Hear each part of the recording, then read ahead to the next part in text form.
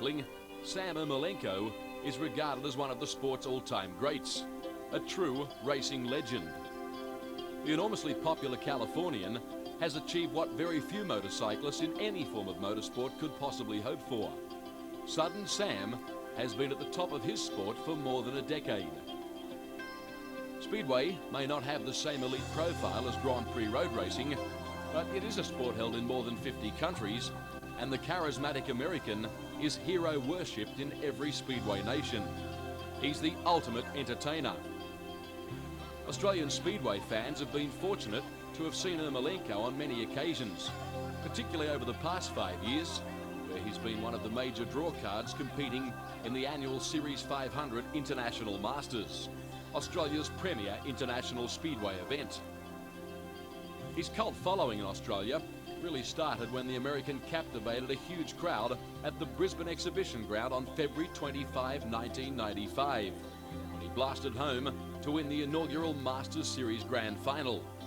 That night he rode to an unbeaten 15-point maximum in the qualifying heats, whilst at the same time destroying two fellow world champions, Sweden's Tony Rickardsson and England's Simon Wigg.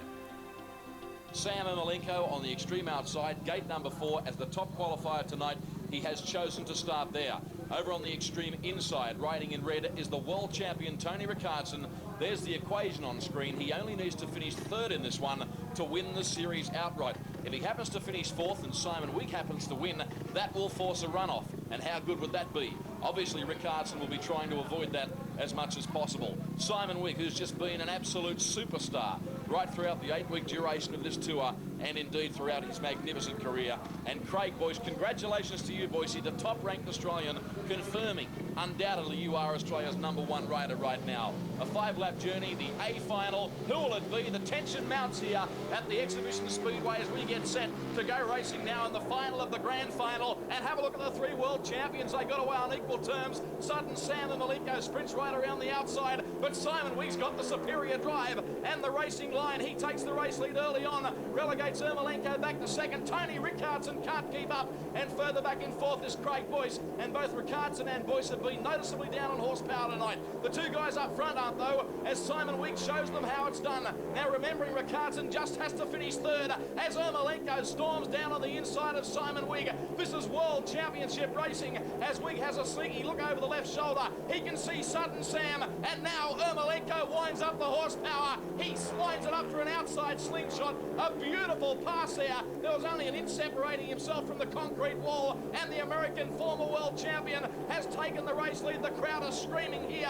Sudden Sam Ermolenko down the back straightaway, and look at the gap he's opened up on the field already. Where is Tony Rickardsson, Lance Robertson? He's further back in third. He just needs to stay there. Yes, he does. All he's got to do is get in third placing, and he's won the championship over 13 rounds, 8 weeks in 5 different states. But the man of the moment at the moment is definitely the man out in front, and that's Sam Ermolenko. He even had time there to do a small jump up on the back wheel so that he's even pleasing the crowd as he even brake slides coming down onto the straight. He gets a checkered flag. A great race for second and third. Look at this, Lance. Marvellous pictures. Great sport here. Congratulations to Ermolenko. You'd swear he'd won the world final again. Look at this jubilation down trackside. I don't know about you, but I've got a lump in my throat. Sorry, Ivan. And let me tell you, he is smiling like a carpet snake in a fowl house. Go you, Sam. Congratulations. Thanks a lot, David. Oh, boy, I tell you what, I don't know if you guys enjoyed it, but I had a kick-ass time. That was great. Woo! But, boy, I tell you, it turned out to be great. The weather was on our side. The gods helped us out. You know, I would have really loved to have been on top of the whole series, but I think this is a big credit to Speedway. And I tell you what, the world has been focused on this series. All around the world, everybody's been calling, keeping tabs on what's going on. And guess what? You guys got to see it, man. That's hot. Anyway, hopefully next year we're back and we'll be here. Time and time again, Sam Ermolenko has defied logic and medical science. He's encountered more serious injuries than most Speedway riders put together. In fact, he's absorbed unbelievable physical punishment. But, against the odds, he kept coming back. In 1993, he attained Speedway's greatest honor, becoming the third American in the 75-year history of the sport to be crowned World Individual Champion. The two prior were Jack Milne in 1937 and the great Bruce Penhall, who raced to World Championship glory in 1981 and 82. Penhall's World Championship success ultimately had a profound effect on the career of America's newest sensation. Despite riding at a time when the sport boasted a galaxy of stars, Sam Ermolenko stood tall.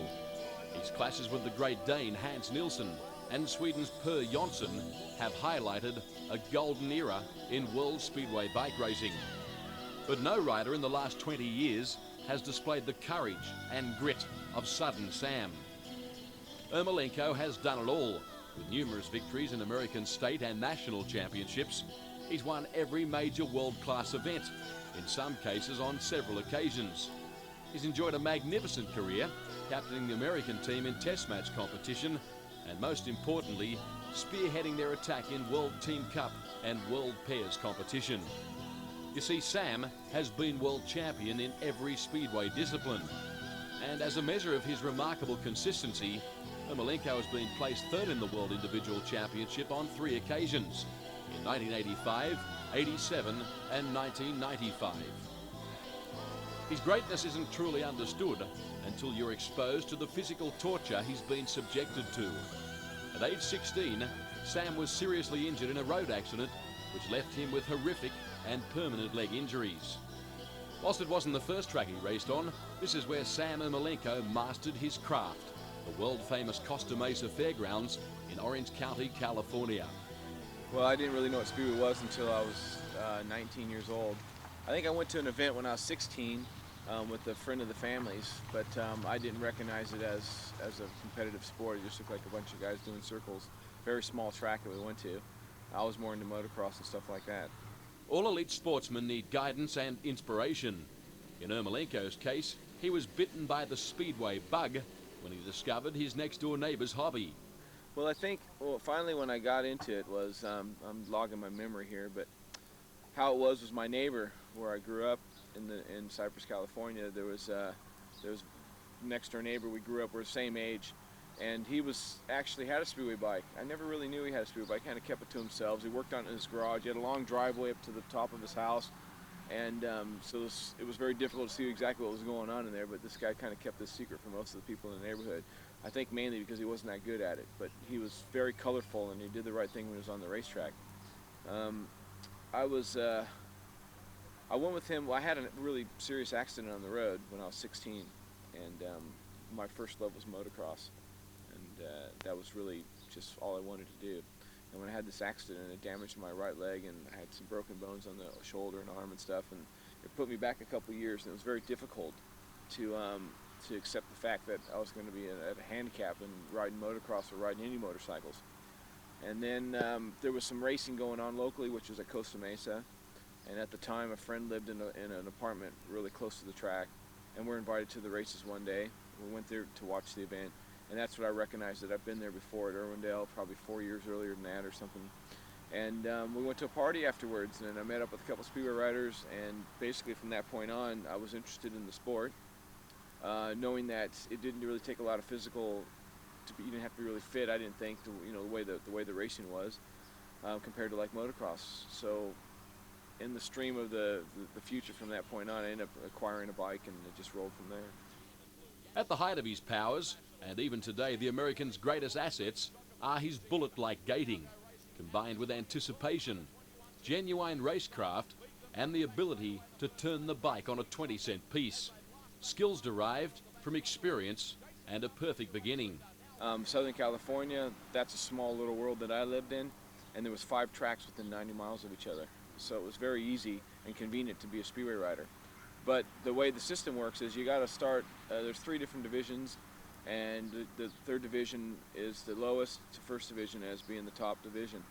And how it worked was if you were good enough to get a speedway bike, get a license, which you had to take a test, we had to go on the racetrack before the meeting or even after a meeting at a venue and do 4 or 5 laps. They have a couple flag guys, and the referee would throw a signal, and one of the flag guys would throw his wave his flag, and you have to put the bike down. And if you can actually do that, then they would accept your license, and then you can actually enter into the event at a later date. And how that went was there was a rotating, there was a sign-up booth, that you'd get to, because we had to pay to enter. You would then show up at the race meeting at like 6:30 when the gates open. You would put your name on a little board for the following week, and also as a reserve. And this is how keen I was, and so were some of the other guys, to get on the program, because it was very demanding. Sometimes you'd be on the rotating list for 3 or 4 weeks. And if you were lucky enough to get there and be the first person to sign up as reserve, you could be a standby rider on the night. And that was probably your best chance of getting on the program, because if there was a crash and somebody was deemed to be at fault, they would exclude him and bring in a reserve rider. Yeah. And at that stage, that's when you had your time to prove yourself, and you just go out there. And if you actually were able to finish the heat, qualify for the semifinal, well, then you're already in it, and the next week you'd be guaranteed a ride if you made the final. Number 20, John Sandona has won many a scratch made event at Costa Mesa. Number 13, Sam Ermolenko in the third slot, and up against the wall on the outside, a very aggressive rider who likes to go high. Number 3, Gene Woods. Now you can tell that they're a little anxious at the start here. They're pushing the tapes. They've got to be stopped at that start line before the referee will let the tapes go. And what a first corner by Rick Miller, number 10.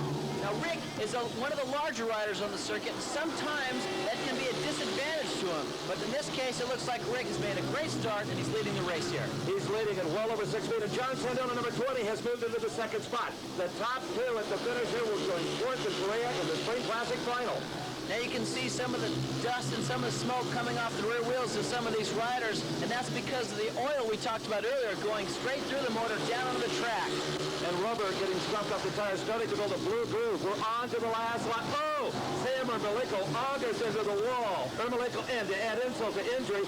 He gets a face full of beer. If he got a look at that man's face, he better head for Canada, knowing Ermolenko. Steve, I can't believe it. You know, these guys are risking their rear ends every single night of the week on racetracks, and you have 1 out of 1 million fans that would just like to come over and drop a beer on him. I just can't believe it. Well, I have a feeling Ermolenko fans will handle that condition before Sam ever gets to him. The word comes from the emergency crew that Sam is okay. Yeah, I'm fine, thanks. Yeah, I was just a close situation there where I didn't, in the first turn there, it was a little tight and I wasn't sure of myself being on the small track again. And then I set back and got a solid third, and I thought I'd work the outside a little bit, and I went in a little too hard. So you were doing research in case you transferred on the outside? Yeah, well, kind of. I was just trying to play my part, you know, and I was hoping to get a better gate than I got. Well, good show and good luck the rest of the year. Thank you. Probably the biggest break in Sam's career came in the early 80s when, by chance, he stumbled across the son of a legend. And we went out to a local motorcycle park. When I say we, it was me and my best man at my wedding and a friend. And we went out there, and they were out for the day to have a beer and kick back and watch me ride my bike. And we went there, and there was 2 tracks. There was a TT track, and which is about a quarter-mile track, and a speedway track, as we consider speedway. It was only about 180 feet or something, 180 yards or something like that. And I was riding on the small track, and on the big track, I can hear over the crest of the hill was another speedway bike, and that's very unusual because this park was a motocross park. And I went over the top of the hill, and who was there was Tony Briggs, Barry Briggs' son, and a friend of his, which was a mechanic at the time, Chris Martin, which is a New Zealand guy. And Chris was in a plaster on his one leg, and Tony was out there practicing starts. Well, to me, it didn't make no sense. What's this guy doing on this big track? This is for the big Harleys and stuff like that. And I'm on the speedway track. I asked him what he's doing, and he says, I'm practicing starts. And that's all he did was let the clutch out and stop. And to me, that didn't that wasn't fun to me. I wanted to get circles out of this thing. Anyway, he popped over the crest of the hill and had a look and see what I was doing. He told me that his dad's going to be in town. And that's when I asked him who he was, and he told me he was Tony, and his dad's Barry Briggs. And through my dad's business, somebody had walked in the shop and seen the speedway bike. And said if I knew who these names were, and one of them was Ivan Major and Barry Briggs, and I didn't know any of these guys. So the names kind of come together. Barry Briggs, and he says, yeah, my old man's going to be out tomorrow. You know, you should come back out tomorrow. So I did. We packed up the bike that evening, went home, went back the next day, and I met Briggo. And to this day, Briggo will still remember this if he asked him. He asked me my name, or Ermolenko. Well, he directly says, well, is that a Russian name? And, you know, I just said, well, who knows, it's a Ukrainian name, I guess it's that part of the world. And he said, are you going to be racing at the local venues, Costa Mesa and stuff? I says, yeah, I want to get into that. He says, well, you're good enough. He goes, I reckon you should dress up in all red and call yourself the Mad Russian, and you'll get on the program. Like I said, it's really difficult to get on. That was some kind of gimmick to get on.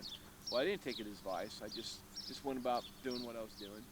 At this stage of his flourishing career, Ermolenko was starting to live and breathed speedway, and was now dreaming of World Championship success. But he needed one more vote of confidence before deciding to embark on a full-time international career. I had my own business in Orange County, and I was a mechanic, and I had a wife and kids, and my life was pretty stable. I seen that I wasn't really going anywhere, doing anything other than having fun riding the speedway bike and doing my job. I think it all stemmed from the 1982 World Final. It was at LA, and that was my second year. It was actually my first full year of racing. And there was a lot of English promoters and fans that came from Europe to watch this individual final, and ended up going to a lot of the small tracks, which is where I was racing. And I believe it was about the end of '83, I got a phone call, and I still had my state titles and national titles to do, and it was a promoter from Poole Speedway in England, and he offered me a contract.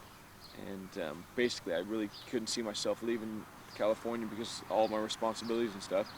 But after some negotiations over the phone, it ended up being that it was a very tempting offer. After consulting my wife and finding out what I can do and that one thing left another, I ended up accepting the deal. Got on a plane. In the deal was 2 round-trip tickets back to California to do my state title and my national title. Well, I did 6 weeks in England, and it was all very new to me. I didn't know what to expect. I went there, they supplied me with the bike, and I did what I had to do. And I believe I did pretty well. It was very different at the start. The European bigger tracks, you didn't really have to be a gator on the small tracks. You just let the clutch out, and you could basically pick up the racing line and get right into it after a couple laps, and probably pass most of the guys if you're good enough to do it. But over there, it was more on the start. That was probably the hardest thing. And once I got that going, I was okay.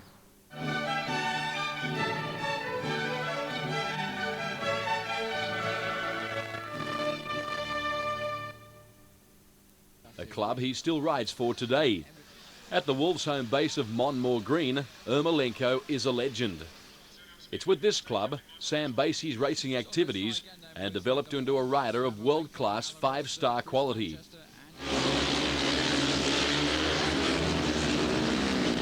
Well, just look at the form of Sam Ermolenko. Normally a rider doesn't go that well in his own testimonial, but Sam obviously hasn't read that rule book.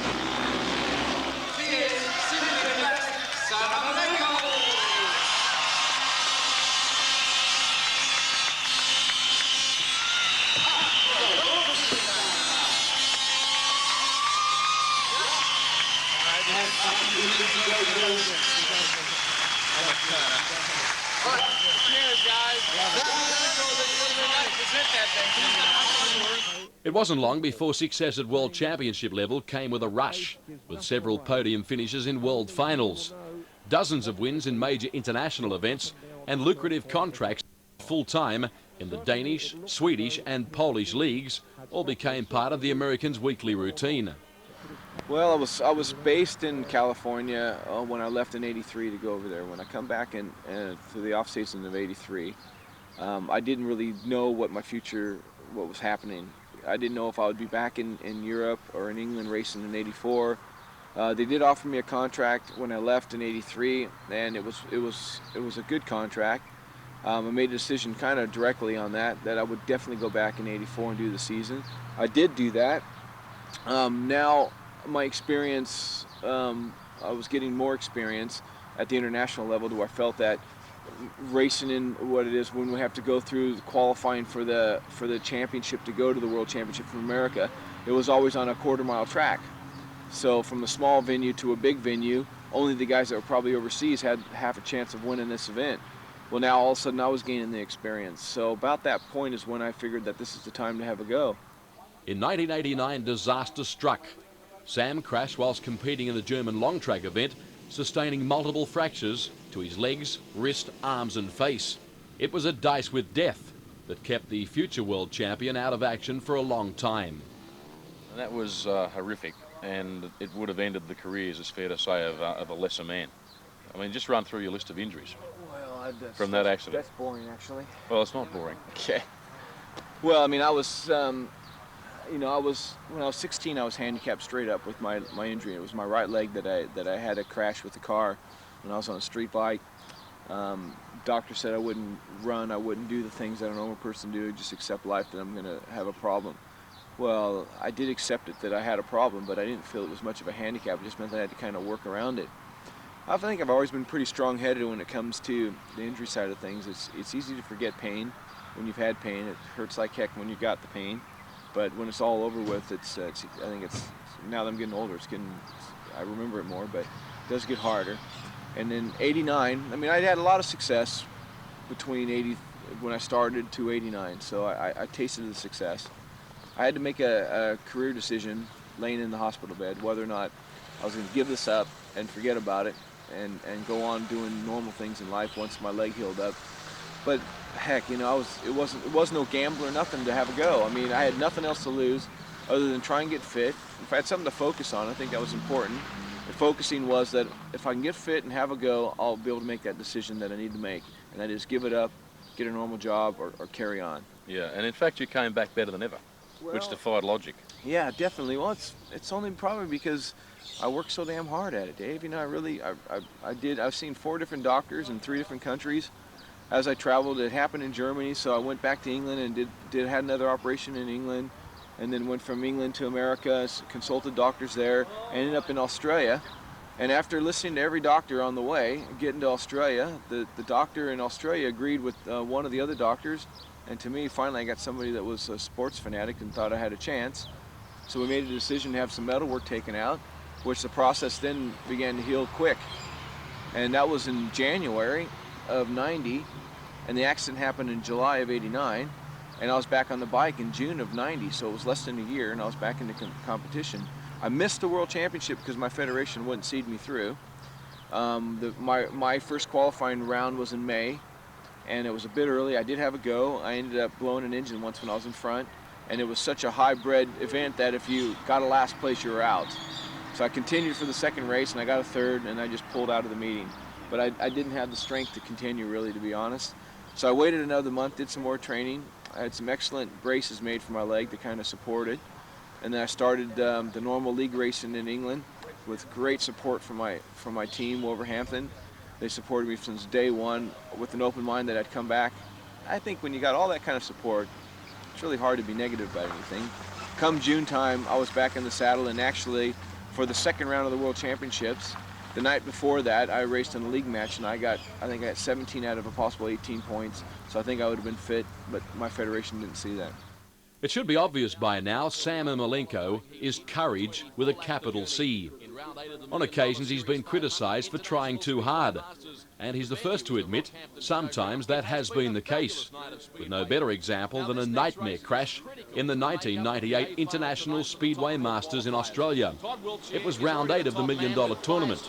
The venue was the lightning-fast Rockhampton Showground. Or Topeka win this, they'll both jump into the A final. Even if they both run second, they'll jump into the A final. Race leader when they said go was, of course, Sam Ermolenko, the Californian, on the Coney Shock Absorbers GM. Not for long, though, because the tyre power Jower, all being ridden by Thomas Topeka, has taken the lead. Ermolenko got very close to him as they headed down the main straight. Look at the American driving up on the inside. He and Topeka really turning it on here. And again, Ermolenko gets very close to him. Out of turn number 4, Topeka's your race leader. Oh, Ermolenko! He got too close that time. A horrible crash at Rockhampton. Both Sam Ermolenko and Topeka have gone down big time. One of the biggest speedway motorcycle crashes I have ever seen. That was going to happen for a lap. I can only hope they're both okay. Ermolenko ploughing into the fence. His bike is a write-off. Let's take another look at it. And I just had the feeling this was coming. Ermolenko on the inside. Look at that. Only 2 inches from the back wheel of Thomas Topeka. Ermolenko stands up on the bike. The Czech rider leading comfortably out of turn number 4. Well, not comfortably. Ermolenko was there ready to pounce. He had to run up the inside, and for some reason switches lines. And look at Ermolenko head first into the wall, and oh, Topeka has gone in probably even harder. Just 3 days later, the American was back racing and winning when the travelling Super Troop moved to Townsville for round 9. And another excellent field. That's Robbie Kessler, the German, Torco Oils Jower, a debutant in this series and has done a fair job without setting the world on fire. rider that successfully combines long track and speedway racing in his native Germany throughout Bavaria. Heat number 14, away they go. Ermolenko inside line on the Coney shock of Jorbas. Jower, now Joe Screen, the man to watch on the outside. I'll tell you what, the racing is cutthroat further back in the field. The battle for the minor placings is terrific. Look at Joe Screen on the outside, the Englishman, and Mark Lemon races up on the inside. But Sam Ermolenko's the man they've all got to catch. That's him you're looking at. Ermolenko, the 1993 world champion, who really is doing an incredible job to be even riding this bike. He had an awful crash at Rockhampton the last time we saw the bikes going around on checkered flag. Honestly, without hyping it up, lucky to walk away from it. He's got badly torn ligaments in his right ankle, a very sore neck that's black and blue, and the mere fact that he's even got the courage to throw his leg across the bike tonight is a reflection of this man. He's a racer's racer. That's why he's been world champion at every speedway discipline. Individual, pairs, World Team Cup. Captain America has been a very successful captain of the American team in test match racing. Ermolenko takes 3 points. Screen second, Lemon third, 63.75 the racing time. And Ermolenko, one of the real entertainers in speedway, always manages to ignite the flame in the belly of race fans across the world. After such a long and illustrious career, Ermolenko's scrapbook is full of treasured moments and golden memories. But there's no doubt 1993 was the year when the Californian's dazzling potential was truly realised. That year, he was in a class of his own. He was crowned BSPA Rider of the Year, was easily the #1 rider in the British League with a staggering match average exceeding 10. There was victory in the British League Riders' Championship, when the respective #1 riders from each team come together for a one-night battle of the brave. There was World Championship honours in Team Cup and individual competition. Sudden Sam Ermolenko. Now here is a rider who's had some bad luck in world finals in the past. He's had some horrendous leg injuries, but he's #1 in the British League. He looks like steering Wolverhampton to a championship success, and he's looking good. It would be at your peril to discount his chances. It's got to come good for Sam in a world final one day. Maybe today is that day.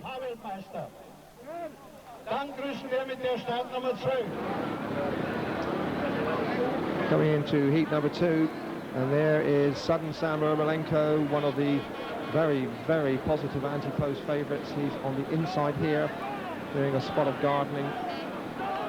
Next to him, we will have Peter Carlson from Sweden in Wolverhampton. Grid 3 is Joe Screen. We'll watch how Screen starts from grid 3 in white, and on the outside, it is Per Jonsson, the former champion from Sweden, who is not very happy in early rides. He made a real crash of his first ride in last year's World Final, which really cost him dearly. As we come across the line, heat 2, Ermolenko, Carlson, Screen, Johnson, leading from the inside, under orders. Referee Frank Liddell will hit the button up to the first corner, and Ermolenko has made a flyer. Ermolenko is away. Johnson is going high and wide around the outside. Coming down the line is Peter Carlson. So there it is up front. It's very, very tight indeed as Johnson splits up Ermolenko and Johnson almost runs over the back of Ermolenko, allowing Carlson to come through, and so too has Screen. Screen missed the start completely, but he's battling through now. His wheel is over the white line, perfectly legal as long as both wheels aren't over the line. Ermolenko in front, second place is Carlson. There's a real battle going on for these odd points as Johnson again grabs a big handful of throttle and tries around the outside. Still that same order. Ermolenko unaware of the drama behind him. Second place is Carlson. Third place it is Screen, and Johnson is having another nightmare in his opening ride here in Pocking. There are the distances between second and third. Ermolenko untroubled in front, and Johnson still battling at the back but looking unhappy. Into the last lap, and Ermolenko looks super smooth. He leads it. Second place Peter Carlson. Third place is Screen, and at the back it is Johnson. And we remind you, no rider in all the 47 completed finals has ever won the title and finished last in any of his rides. Ermolenko, a terrific start. Second place Carlson, 2 points to him, 1 for Joe Screen. He'll be looking for faster starts than that in future. And the crowd are on their feet to salute a new champion. Ermolenko is champion. America has its third world champion. There'll be those who will say he was a lucky man, but after the ill fortune and indeed the injuries and the knocks and slings and arrows of outrageous fortune, which has attached himself to Sam Ermolenko. There are very few in the world of Speedway that will begrudge him these victory moments.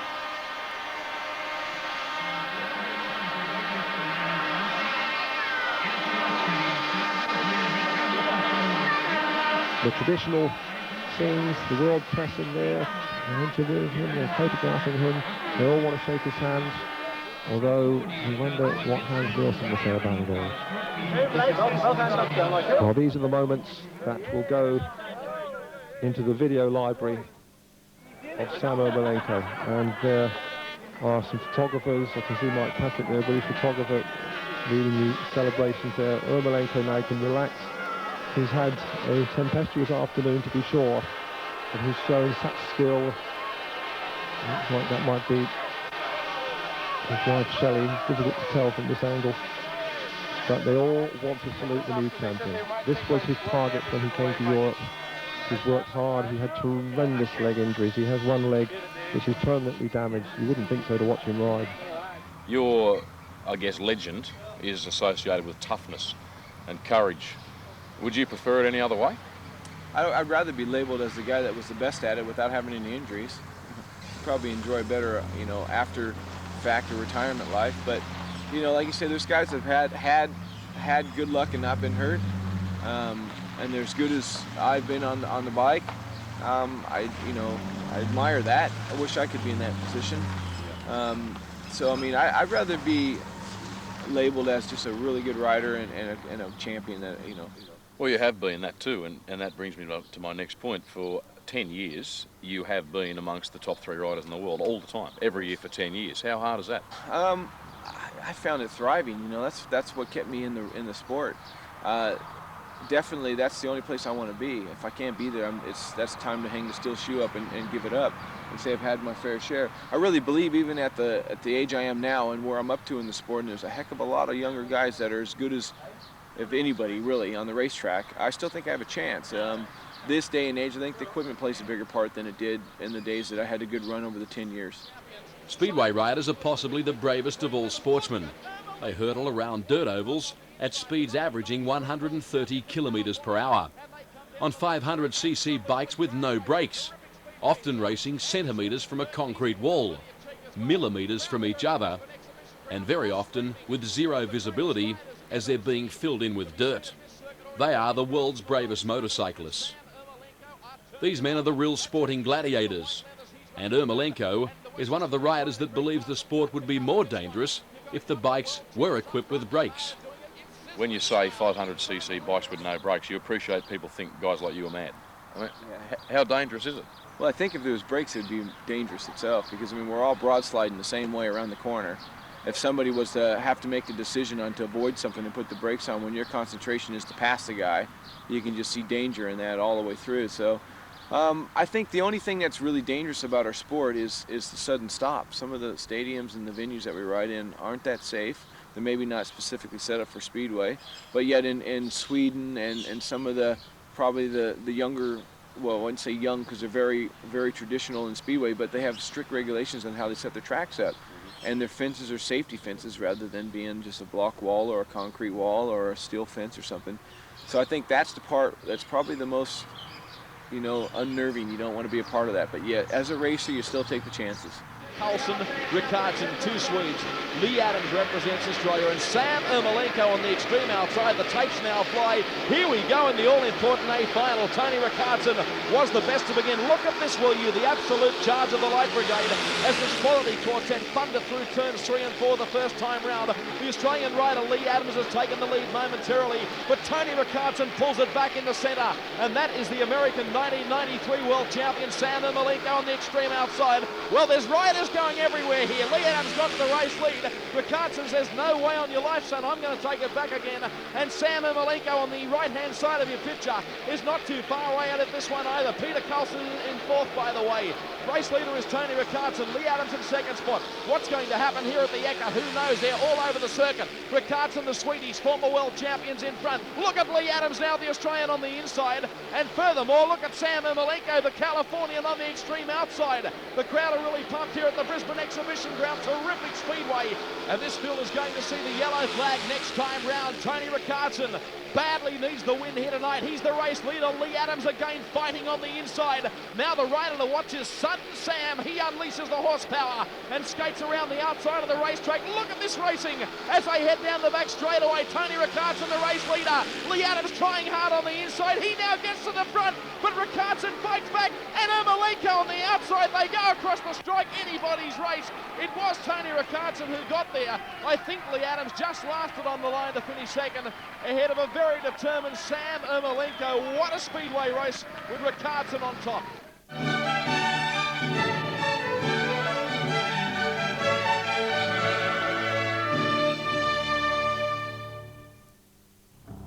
In a world championship, individual world championship in 1993.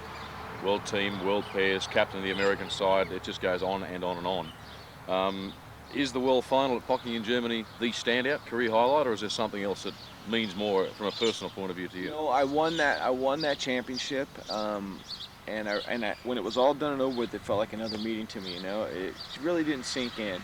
And I think the main reason why it didn't sink in was a bit of controversy about that meeting too. Well, there was controversy, which, you know, sure, I would have loved to have won the meeting just straight up on the board, you know, which I think I did, but there was some controversy, which didn't affect the result, but it definitely, you know, made some people think, you know, what the heck's going on here, whatever. But I think what I was getting to, Dave, was the fact that I had to go and race a meeting the very next day. You know, I didn't get a chance to celebrate, didn't get a chance to really let my head down and just go and party. And we actually got in the van after the venue. I chose not to get on the airplane and fly to England. I decided to drive with the mechanics just so that we can savor the moment. I mean, it was a great drive. We just had a blast talking about stuff and lost all the sleep, you know. I was so excited about the whole thing. I got into England. I did my first race. I ended up having a little fall down. I shouldn't even have been there, you know, one of those things. Head in the clouds. That's it. So, I mean, really, that was a highlight. I mean, looking back at it, man, that was probably the best moment in my life. But the thing that sticks out the most was the same year, later that year, we had the World Team Cup. Yeah. And it was in Coventry, England. That was an amazing event. And in that event, it come down to me and Hans Nielsen, the same guy that had the controversial world final with. Yeah. It was down to, let's see what's going to happen. It was the last heat of the day. Denmark or America. There's 4 teams on the starting line. Who's going to win this? Is it going to be America? Is it going to be Hans for Denmark? Hans had the gate position. I was on gate 2 or 3. I can't really recall, but I know he was inside of me. This is his home track. Damn, the odds are in his favor. He's going to win this thing. Well, now it's time to put up or shut up, you know? Yeah. Boom, let the clutch out, made the start on him, and beat him fair and square. To me, that was a highlight because I just proved to myself that I was better than him, and I beat him. It's so tight now. I can't believe it. I mean, we had a big lead after a few races, but the Yanks caught up with us, and it's all last heat decider now. I just keep my fingers crossed that Hans can make the gate out there. It's Hans Nielsen in gate number 1. It's Sam Ermolenko in gate 3. They're the ones that really count. What a heat, what a finale to the final ever World Team Cup. Here we go, waiting for the tapes to go up.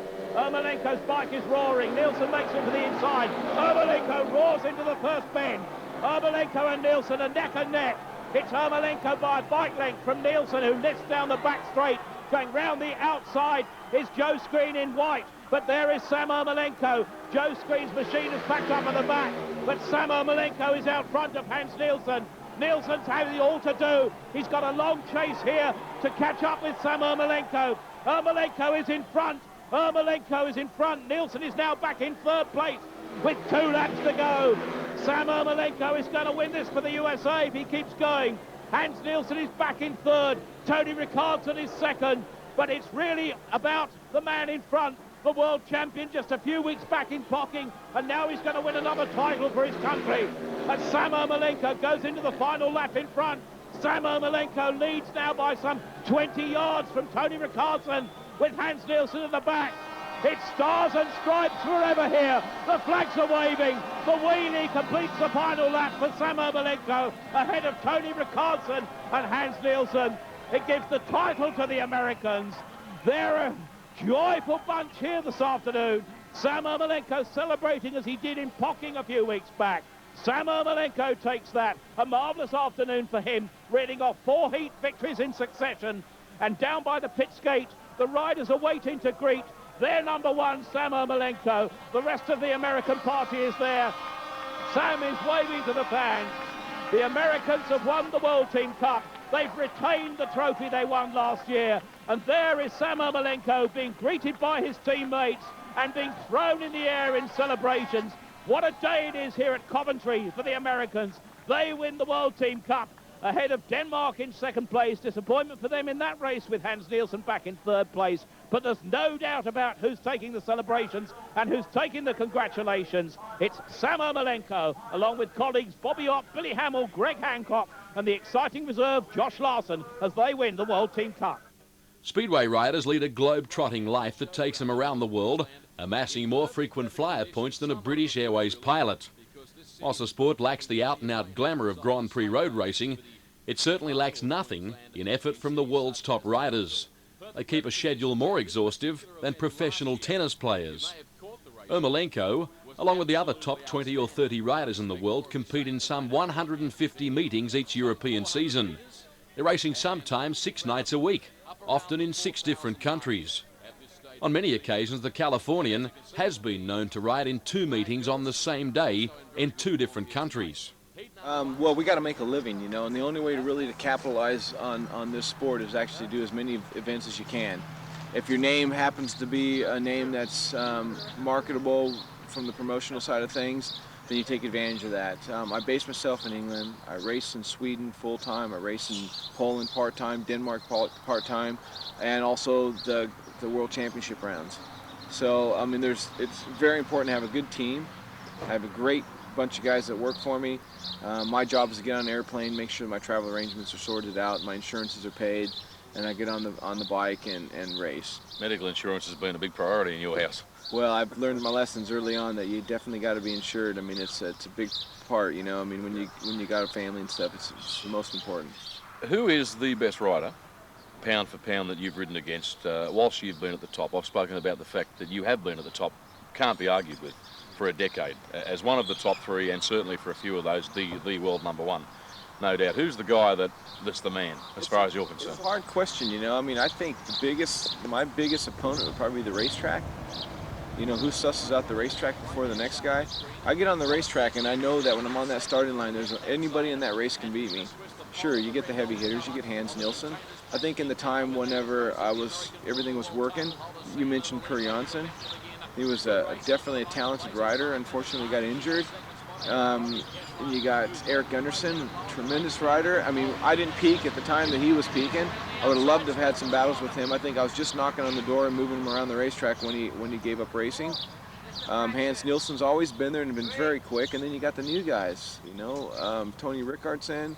I used to beat him fairly easily, and he used to always come to me saying, "Man, the heck do you do that? Every time we get on the start line, you're always there and you do it." And all I can really think about is I just set myself up for the racetrack. It's me and the referee when you get on the start line, and then you attack the track and use as much of the track as you can. Yuri Stancil for Greenaway straight rights in white from 3, and Peter Carlson on the split fire spark plugs entry starts on the extreme outside as we now go racing, and it is the Swedish rider Peter Carlson. Very smooth, very stylish, this guy, and he jumped out of the tapes like a bullet out of a gun. He now leads them very comfortably as they head onto the main straight at the end of the first racing lap. Now the former American world champion Sam Ermolenko, the 1993 world title holders in second spot. That was Yuri Stancil we were looking at further back in the field. The man to watch here though is sudden Sam Ermolenko. In second place, he now tracked Peter Carlson back onto the main straightaway. They're only separated by a couple of metres. Now Ermolenko, one of the most exciting riders ever to throw his leg over a motorcycle in the last decade, is going to continue to apply plenty of pressure here. There he goes now, looking for an outside slingshot on the outside of Carlson. Now he switches lines and comes down on the inside of Carlson, and they are separated by merely inches as they rocket down the main straight. The yellow flag's been shown. It's the Swedish rider Peter Carlson. He's the race leader, the American world champion. Sam Ermolenko will continue to try on the outside. You're watching them now. They're starting to close the gap. Ermolenko storming down on the inside, but Peter Carlson takes it. Well, you've got to give it to Sam Ermolenko. He never gave up there. In third spot, it was Yuri Stancil in a race time of 67.47 seconds. I don't want to embarrass you, but people, when they just talk about you, and I'm one of them, having seen you ride quite a lot, will suggest things along the lines of Sam Ermolenko can do things on a bike that no other rider can do. And I guess in some regards that stems from races where you may have lost the start and it may have been a high pressure meeting and you're desperate. But I have seen some magic from you that defies description. I mean, how do you handle wraps like that? Well, I think in the later part of my career, over the last 3 years, I'd say, since we've gone from uprights to lay-down engines, at one stage I had one of the first lay-downs and was doing some testing on it. They banned them straight away in England. So we shelved that project and didn't continue. We stuck with the uprights. The year that I won the final in '93, Hans was riding the lay-down, I was riding an upright still. So the transition of lay-downs being superior to uprights came a year or two later. And since that's happened, I've been underpowered or overpowered. I've never been able to get the right power to the ground, so I'll miss a start. So my trapping's not as sharp as when I was on the uprights. So I tend to find myself trying to figure out the bike, testing bikes time after time, to where by the time the end of the meeting happens or the time the race is started and I'm second or third in the pack going into the corners, I tend to then start figuring out what the bike can do, and I start putting it through its routine, and that is hitting the dirt, bouncing off whatever kind of race line I can find to make the most out of it. I'm not scared to wheelie.